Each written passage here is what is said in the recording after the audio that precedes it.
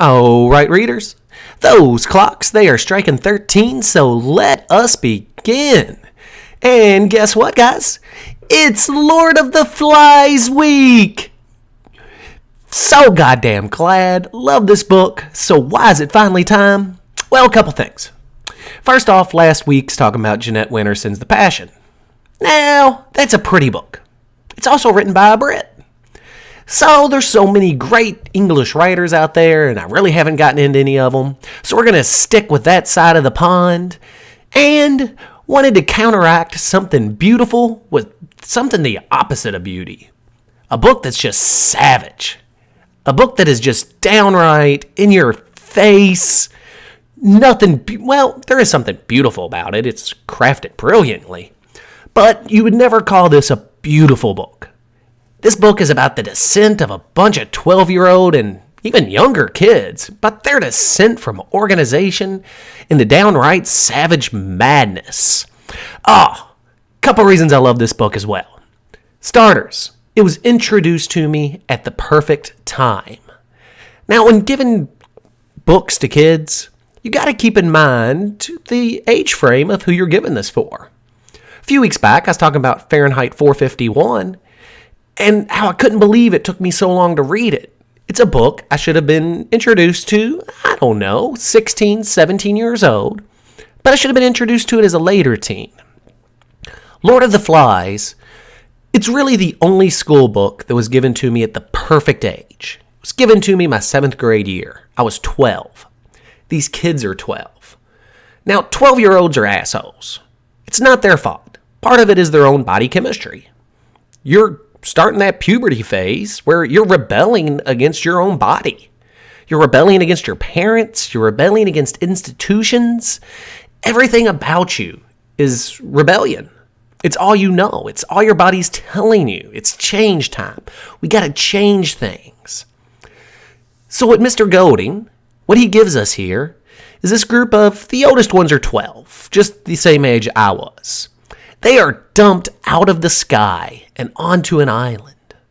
Now, this island is theirs, and at the end of the first chapter, they know it. This is an island. No one else is here. This place is ours.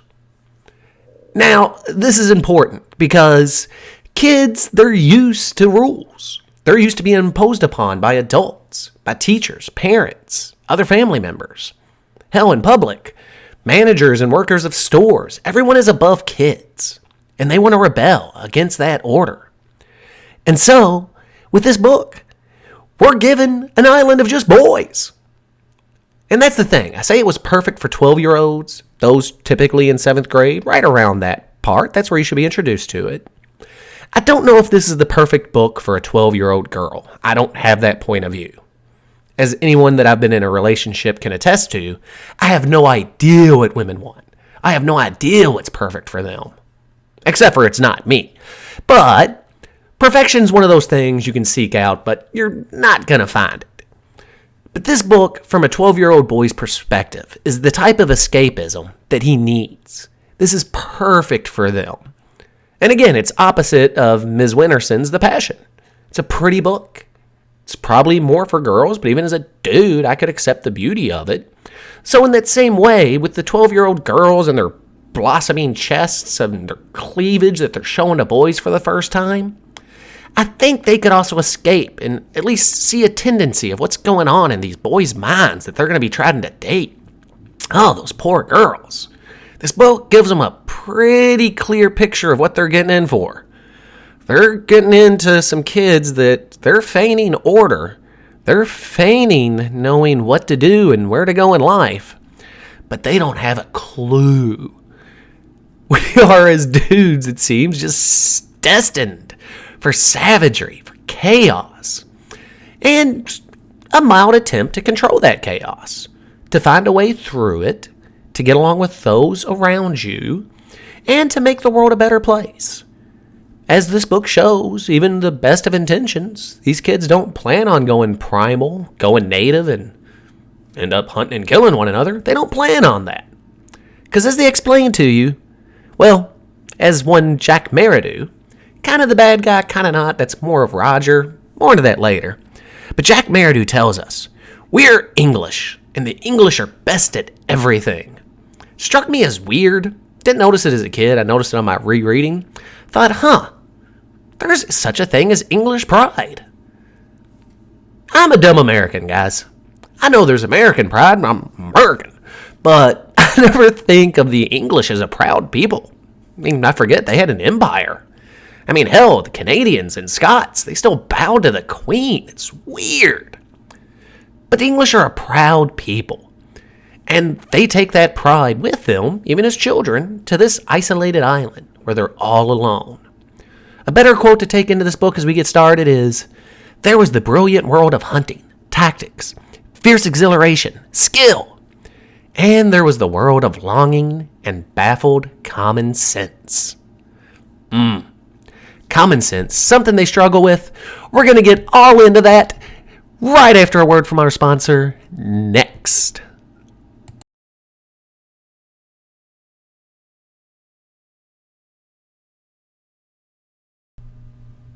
Today's book report is brought to you by your toilet, the throne, or if you're British, the loo. How's that work if a guy named Lou is in the room? You're going to do what in me? And how'd you know I was into that? Karen! The true mark of any civilized society is being able to go poo in a bowl, right in your own home. So do so with joy in your heart.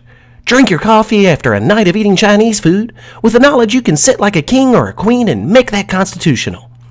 Oh, thank you, porcelain chair. To hell with the lazy boy. This is the best seat in the house, and you help me get some reading done. The toilet. Even sliced bread can't stack up against you.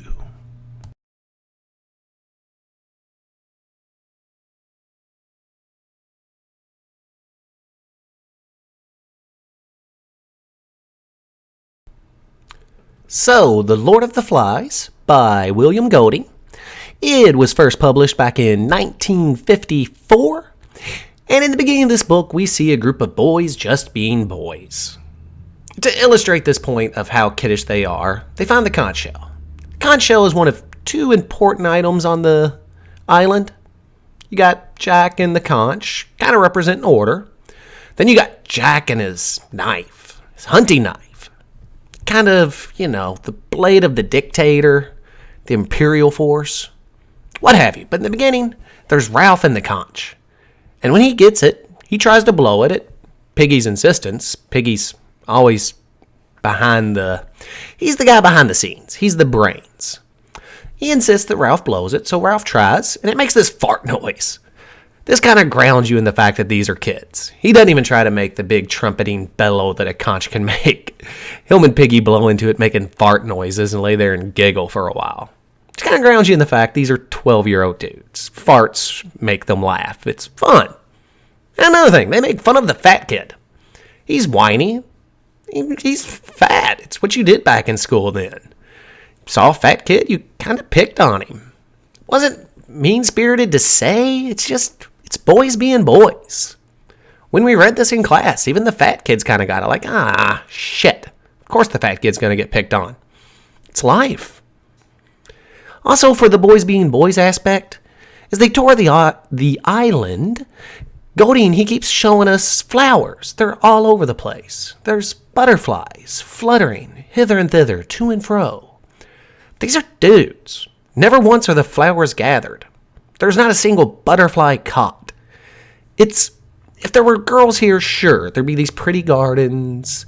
There'd be flowers decorating things. There'd be butterflies in jars. The dudes, they see them. They're nice. Yeah, moving on. Get the fruit. Get the firewood. Moving on. So they explore their island. They roughhouse. They laugh. It's just boys being boys here. In the beginning. When I was in school, seeing all this, it was a wonderful form of escapism, like I've said. But today, with the computerized everything, would kids still see this as wonderful? I'm asking because I really don't know. And if it were written today, would the kids start out looking for somewhere to plug in their tablet? Would they be able to tour and navigate the island without a GPS? And for reading it today, it's easy to believe in only one smart kid. But would it be believable that there was only one fat kid? Kind of make you shake your head and, just Don't know. But anyway, people read far too much into this book like literary-minded people are apt to do. I've even seen it suggested that Simon represents Jesus. Simon's a good kid. He's probably the best of the bunch. Kind of a Gawain as compared to Lancelot, but it's not that important. He's a good kid. He plays an important role, but he's not Jesus. But one thing, you don't have to read into it. This book is about politics. You don't have to read into it because Golding smashes you over the head with it. It's there from the beginning. One of the first things they do after the conch is blowed is they organize a meeting, and they know they need a chief. And what do we do in politics? We don't put up the best person for the job. We don't put up the smartest person. We put up somebody that's good looking, who is athletic, and even has the right hair. Cracks me up when we're reading this that Golding kept going to the fact that Ralph is a fair-haired boy. He's got good hair. Concentrates on his hair a lot. I mean, partly to show later on it's unkempt and it's a descent into the madness. But for our politics today, we always joke about Reagan, Romney. Look at their hair. They've got that perfect candidate hair, and that's shown to us in this book. And also, don't have to read into it, it's there, Piggy, the whiny fat kid. He is the brains behind Ralph. Ralph gets elected. Now, there has to be two sides. Like Ralph has the conch, Jack has his knife. Jack's always there kind of undermining Ralph. Even in the beginning, when they're kind of building a friendship, they like each other, they see a kinship. They see similar attitudes, similar builds, similar everything. These two could be friends, but they're also both vying for the top spot. Builds animosity, thus Jack kind of undermines him from the beginning. And with any meeting, or any country you can. Take America, for example. Back to the days of the Redcoats. On to our commies, the Red Threat. And even today, with the threat of terrorist strikes. The rabble in America believes this unseen and unknown threat is coming. So the same is true on this island. There's the unseen, unknown enemy of the snake thing. A beast! Now, of course, it's the very first meeting. It's a 6-year-old kid that saw the snake thing. And Ralph, being the common sense party, he tells him there's no beast. He was dreaming. But when you're on an island by yourself as a kid, it gets dark. Your imagination kind of takes over. And once that thought is put into their heads that there is a snake thing, a beast, there's fear of it. And that fear is swayed by Jack and his choir, his hunters. He keeps, like I said, from the beginning, Jack is that opposing force, that other guy that's going to butt heads. Like I said, he's not really a bad guy. He's just an opposing force. If there's a bad guy, it's his little dude, Roger. He's the psycho. Even in kids, Golding shows us that there's a psycho in every group. And the psycho evil fuck in this book is Roger. He's kind of a side character, so it doesn't come out that much, but we'll get into him here in just a bit. As Jack has his hunters, I mean, that's his group. Like Ralph has most of the kids, Jack has his hunters. That's who supports him. They already are responsible for hunting and getting all the kids' meat. He's going to kind of feed them. And the first other thing that they want is a signal fire. But who's going to be responsible for going on the mountaintop and keeping that fire going? Well, just like a good old opposition party would do, Jack steps forward. Me and my hunters will keep the fire going. We'll tend the fire, none of you worry about it. And it's like a scene from an 80s movie where the dude steps up, I'll take care of that. And there's applause from everywhere. Yay! A lot of back slapping and high standing going on. It doesn't matter. He doesn't do it. It's just the fact that he's willing to step forward and say he will. It's a jolly good show, and it's greatly appreciated by all. And then you got to keep going back to poor fat Piggy, the little fat kid that's smarter than everybody. As a kid, it was so easy to hate this character because he was whiny, he was fat, he wasn't athletic. He's mocked by everyone at every turn. But when Ralph speaks his ideas, those same ideas are greeted enthusiastically. And Ralph even knows it. Ralph always has to take the conch from Piggy. That symbol of democracy, that conch. Piggy has it. Shut up, fatty. Ralph gets it. Yeah, jolly good idea. Way to go, man. But as everything starts to break down, Ralph even starts to get frustrated with the progress. Call it political progress, the progress of the group, whatever you will. He starts to get frustrated. He notes that we talk. That's all we do is talk. We have meeting after meeting, and we all agree about what needs to be done. But then we'll work on it for like 5 minutes, and then everybody's off to play. Sound familiar in our own world, guys? We all agree what should be done, but it's never fucking done. There's no shelters built on the beach. The signal fire up top is out. The kids aren't even shitting and pissing in the agreed upon bathroom place. You know, or in some rocks, they agree they'd all piss and shit there. Because the ocean, it comes, the tides, it would just sweep all that waste away. But people are shitting in the lagoon, they're pissing in the freshwater streams. There's nothing getting done. And as the descent into savage madness comes, even one of their assemblies, one of their good old talkings, where they used to always agree that we should do this, we should do this. Finally, even the political process breaks down. The conch is ignored. It doesn't matter who has it. Everyone's just vying to speak, has to speak, talking over each other. As Jack's the other one. As Ralph puts it, there's no talk of what is what. There's only talk of the beast. That unseen. No one's seen the beast. All right, not true. A parachuter died and landed on the top of the mountain, and Sam and Eric, just like Simon, side characters. Golding does a great job of having these twins, Sam and Eric, merge into almost one being, Sam and Eric. It's just, even only Sam is capitalized. It's just Sam and Eric. They become like one entity. They see this parachuter, and so, like I said, that unseen enemy's been put in the back of their head. Once it's there, they see something that isn't what it is. It's just a corpse. But there's that fear. And with the fear, who do you turn to? You turn to your hunters. You turn to the strong. And thus the political process of common sense, what is what needs to be done, is left in the background. All that matters is our fears. And we have to conquer those fears before anything else. As irrational as the fears may be. From the beginning, Ralph keeps shouting, "There is no beast!" But of course, even Ralph in the end believes there's a beast because he too sees the parachuter. It's only poor Simon who can see it for what it is. It's kind of weird that Simon's the only kid that sees the corpse for what it is, not a beast, but a corpse. But he sees this after seeing a pig's head talk to him. Not just a pig's head, it's a pig head on a spike implanted in the ground. The pig head that is dubbed the Lord of the Flies. Simon sees this and talks to it. Fucking crazy psychedelic part of the book. If he was on acid, it'd be the greatest acid scene ever written by man.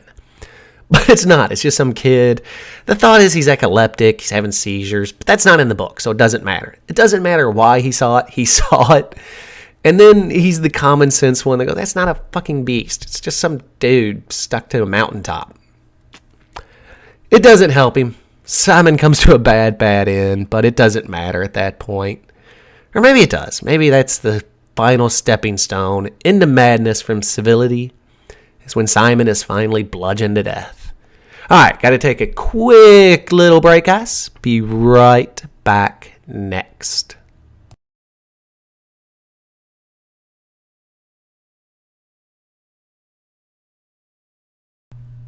Hey, redheads and other pale as can be white folk. You looking forward to the summer and getting out to the beach, but scared to death of the sun? Well, just for you, there's new Redhead Ginger Pale as Fuck SPF Infinity. Tired of going to the beach and ending up red no matter how much you lube up? Do you go from lily white to blood red and back to lily white with only deep, stupid freckles to show for it? Well then, new Redhead Ginger Pale as Fuck SPF Infinity is made just for you. This cream has the reflective quality of a mirror, so sunlight bounces away instead of sucking in and burning you like bacon. Don't slowly build up resistance to your natural enemy, the sun. Stay indoors. Stay away from civilized eyes. And when you do venture out, wear that mirror and cream so we don't have to look at your horrible complexion with new Redhead Ginger Pale as Fuck SPF Infinity.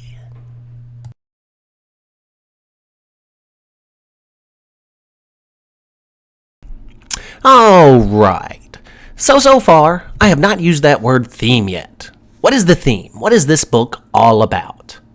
It's not one word like a lot of times you can sum it up into one word. This book is about organized man, civilized man. It's about their descent into chaos, into savagery. It's about the descent because it is kind of a slow process, but it's also shown from the beginning. While first touring the island, Jack, Ralph, and Simon come upon a little piglet, just a baby pig. It's stuck in some trappers, some weeds, some thick brush. It's trapped. It's got itself all tangled up. And Jack pulls his knife, and he doesn't strike the pig with it. He's got the knife out. He's got it raised above him. He's ready for the blow, but he doesn't do it. He's not mocked by Ralph and Simon.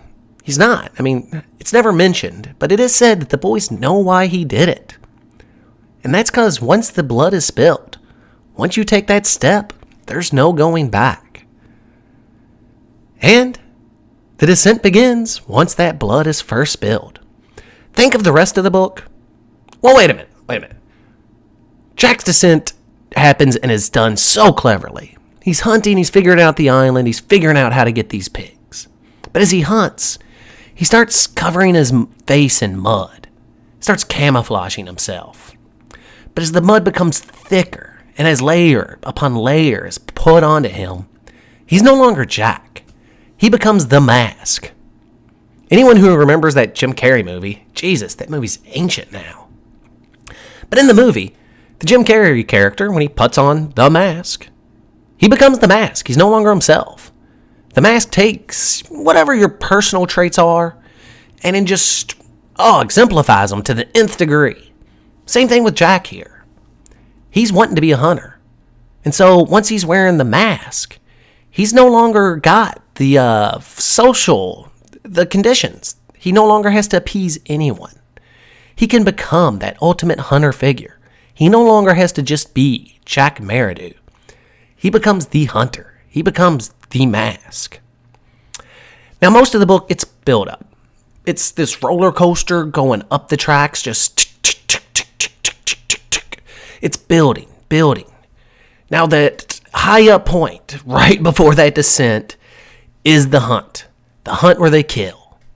And the kill, it's the only female in the entire book. I said as a 12-year-old, I wish there were some girls there to stare at, but any woman would not want to be on this island. And he shows us this with the female pig, the sow. It's a mom. What do the boys do? Just chanting, bloodthirsty. They just butcher this pig. Jack, of course, wants to slit the throat. He's got to get the blood out. But before he can get there, Roger, that sick little psycho fuck, he takes a spear and shoves it up the female pig's ass. Oh, yeah. This scene is almost written like a mob rape snuff film. It's horrible. They butcher this pig. And then, the beast is always present. They know they have to appease the beast. So what do? They leave it a tribute. They cut off the pig's head. Roger has a stick, a spear, what have you, sharpened at both ends. He shoves the one into the ground. He takes the pig's head and he shoves it in there. They leave that in the middle of the woods as tribute to the beast. This is your portion. We'll take the rest. There's no real need to read between the lines there. This is the pivotal point of the book. They've spilt blood, but more importantly, they've left the head behind. The head, the thinking organism, they've left it. They've left off thinking mental capacity. They take the body. They embrace the physical. There's no more need for thinking, for mental clarity. They take the body. They embrace the body. Also, they leave this head for Simon to find. And as I said, he finds it. He goes up on the top. He finds the corpse that's thought to be the beast. Blah, blah, blah, blah. While Simon's off on his little voyage of enlightenment, the boys want meat. Even Ralph, even Piggy, even Sam and Eric, the ones still trying to be smart. They don't want to join the tribe, but they justify it to themselves, and they go and join the others down the beach at the new home. Not quite the fort yet, but the new home on the beach. And here they find it, the tribal scene. Jack has the mask, sitting in the center, surrounded by coconut shells. filled with liquid for him, filled with slabs of meat other people are cooking and giving to him. He's not an elected leader. He's a tribal war king. He sits there. He even has slabs of meat given to Ralph, Piggy, Sam, and Eric. He'll appease this other tribe, these others. They must dance. Oh, after the meat, they gorge themselves on meat. And then they dance. It's during this dance that, fucking Simon, he comes out of the woods to tell him, hey, no beast, no beast. And they fucking club and just beat Simon to death. They never say that. He came out during the dance. But they bludgeon the fuck out of Simon until he's dead. And then the sea grabs his body, grabs it on its waves, and just pulls him away. So like it never happened. The next morning, Ralph, Piggy, Sam, and Eric were talking to each other about it. And all of them had an excuse why they left the dance early. None of them were there. They were all there. They say to each other, just the body wasn't there, we didn't see it. We left early. We left before that. No. They took part. Even the quote-unquote good guys of this book. Once the mob mentality takes over, they danced. The descent doesn't stop there. Jack's group, they move up to the fort. And the fort is a good little, anecdotal place. Because when they first find it, Ralph sees it as rotten. Doesn't like it. But Jack sees it as a fort. A base of operations from where you can see all sides. You can see the enemy. It's his hunter mentality thinking. Where would a tribe? They'd lay in the most strategic place. Ralph knows it's no good. It's not a home. But that's, of course, where the tribe moves. They move to the fort. Again, these are boys playing at warfare.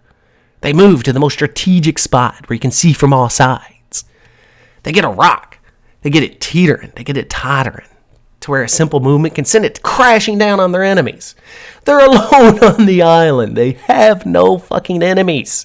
But they're still prepared. Because like I said, it's not always about the real enemy. It's about that unseen, that unknown force. And of course, Jack convinces his kids that unseen force, it's not the beast anymore. They've appeased the beast. They left it the head. It's now Ralph's tribe. So they make raids on Ralph's tribe. They still fire from them once. That was to roast the first pig. The next time, they need to make a new fire. So they go back and they steal Piggy's glasses in the night. Slink off like thieves in the night. Now Ralph knows this is a great injustice. So he goes. Him and Piggy both. They go. They confront. And Sam and Eric are with them. And so they go to confront, and Jack did these things. He knows it. He is the mask. But, wait a minute. And also when Ralph and Piggy and them get up there, they see a kid being beaten for no reason. It's become a tribe. It's, again, not shown as a democracy. It's just, why? Who cares? They fucking did it. They don't torture their own. They don't give two shits. But when Ralph confronts Jack about Piggy's glasses, it becomes very old-timey. It almost becomes in a city. Ralph calls Jack a thief. Jack gets crazy mad offended.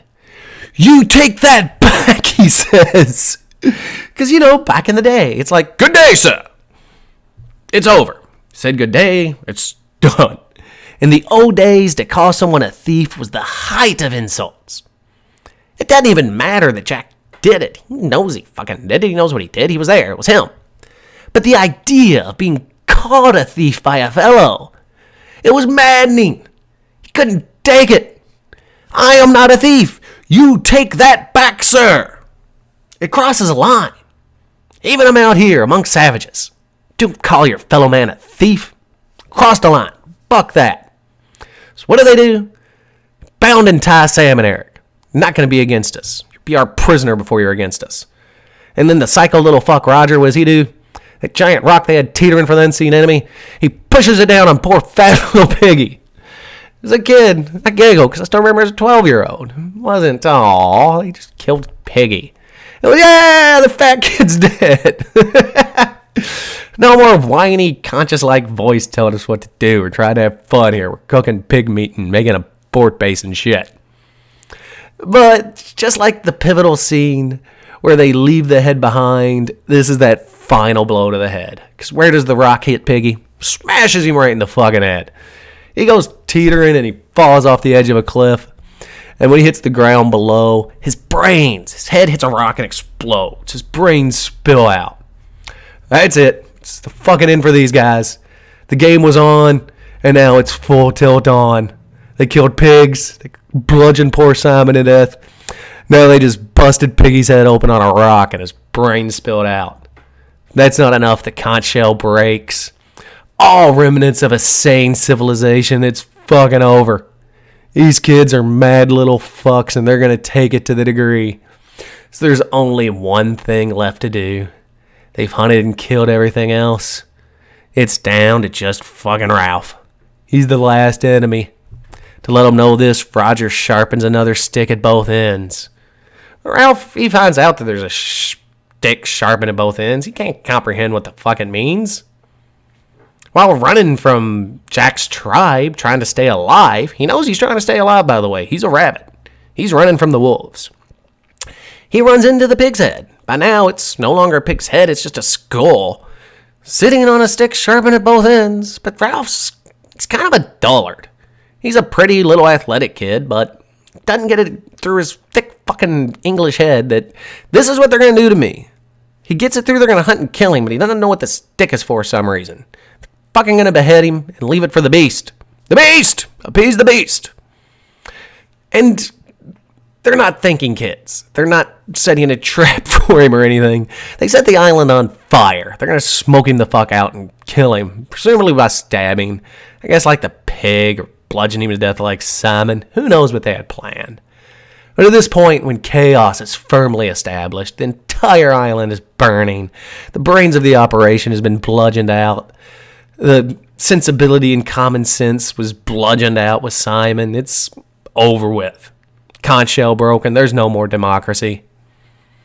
The madness is entrenched. It's infirmed. These kids are in a society. Fucking jungle savages. The descent's complete. Perfect time for the adults to show up. Ralph encounters them. What can he do but cry? Jack sees them. He doesn't know what to do. The mask is still there, but it's fallen off. They are the English. They are the best at what they do, and this is unacceptable. The poor guy that finds them doesn't even know what the fuck to say or think. They've been rescued. They've been rescued. All that's left? Well, we don't know, because that's where it ends. It's brilliant. What do you think happens? They got to live with this shit the rest of their little lives. Roger, I think, won't give a fuck. He's probably happy. He jerks off at night, I'm guessing, the things he did. He fucking stabbed a cow in the ass and then bludgeoned Simon to death and then busted Piggy's rocks out. Busted poor Piggy's brains out on a rock. Ugh, that crazy little fucker. Jack, I think, will be all right. Ralph definitely will be. Sam and Eric, who knows? Who knows? That's the thing. Goldie left it the perfect plot. The perfect place. The descent into madness is complete. We can rescue him now. What happens from there? Anybody's guess, guys. But so much fun. Such a joy to read. And guys, all of you out there, please check out this book. Check it out, because you never know. You might just like it more than me.